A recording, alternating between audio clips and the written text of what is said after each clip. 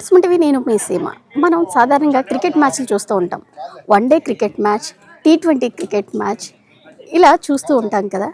కానీ స్పెషల్గా railway daily users association members అయితే ఇక్కడ విజయనగరంలోని విజయ్ స్టేడియంలో వన్ డే క్రికెట్ మ్యాచ్ ఆడుతున్నారు.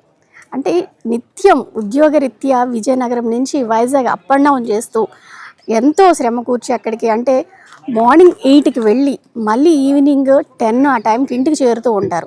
ఇలా నిత్యం వృత్తిరీత్యా ఎంతో స్ట్రైన్ అయిపోతున్న వాళ్ళు ఒక్కరోజు ఇలా ఆట విడుపుగా మనం ఒక క్రికెట్ మ్యాచ్ పెట్టుకోవాలని అయితే ఆలోచన వచ్చింది. అంతే మొత్తం ఆ మెంబర్స్ ఎవరైతే ఉన్నారో వాళ్ళందరూ కూడా ఇక్కడ క్రికెట్ మ్యాచ్ పెట్టుకున్నారు విజయ్ స్టేడియంలో. మరి అక్కడ విశేషాలు ఏంటో అనేది చూసేద్దాం రండి. టీంలు అనమాట ఇక్కడ క్రికెట్ మ్యాచ్ ఆడుతున్నాయి. అంటే వీళ్ళందరూ ఒకటే కానీ 2 టీంలుగా డివైడ్ అయ్యి హుసేన్ 11 అలానే పాత్ర 11 అని 2 టీంలుగా డివైడ్ అయ్యి ఇక్కడ క్రికెట్ మ్యాచ్ అయితే ఆడుతున్నారు. మీరు కూడా చూసారు. అయితే ఈ క్రికెట్ మ్యాచ్కి ముఖ్య అతిథిగా AMC చైర్మన్ కర్రోతు నరసింహారావు అయితే వచ్చారు. ఆయనతో కూడా మాట్లాడదాము. ఈ ఈవెంట్కి ఏ విధంగా సపోర్ట్ చేస్తున్నారు ఏంటన్నది ఆయన మాటలను తెలుసుకుందాం. మరి ఈరోజు విజయనగరం MST స్టార్స్ 2 టీములుగా నియమింపబడి వాళ్ళంతా కూడా ఈరోజు విజయ్ స్టేడియంలో క్రికెట్ అనేది పార్టిసిపేట్ చేయడం ఎంతైనా ఆనందించదగ్గ విషయం.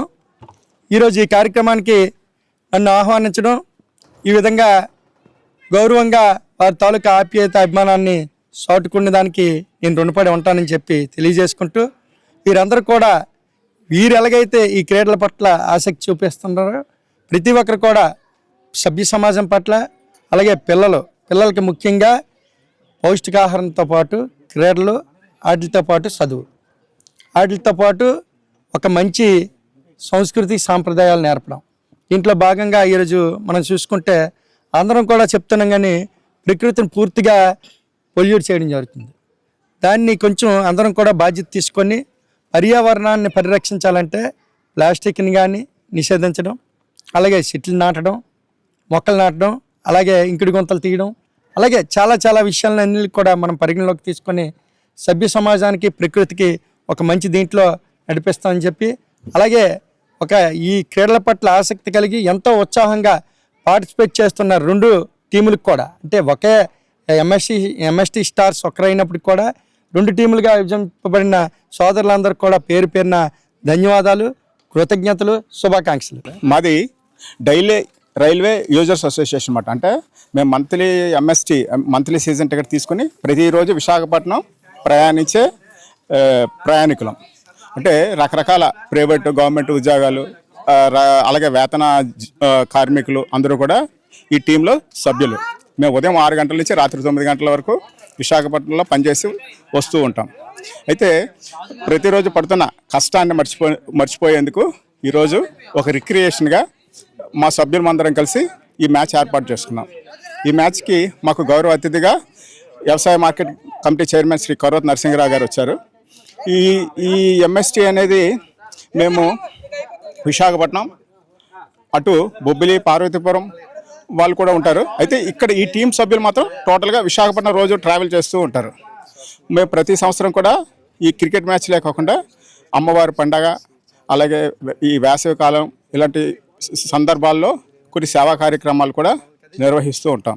ఈ విధంగా సమాజంలో మా వంతు బాధ్యతగా మేము ఈ కార్యక్రమాలు చేస్తూ ఉంటాం. ఇది ఇక్కడ ఈ విజయ్ స్టేడియంలోనే మేము మా MST స్టార్స్ ఫ్రెండ్లీ మ్యాచ్ పెట్టుకున్నామండి ఈ రోజున.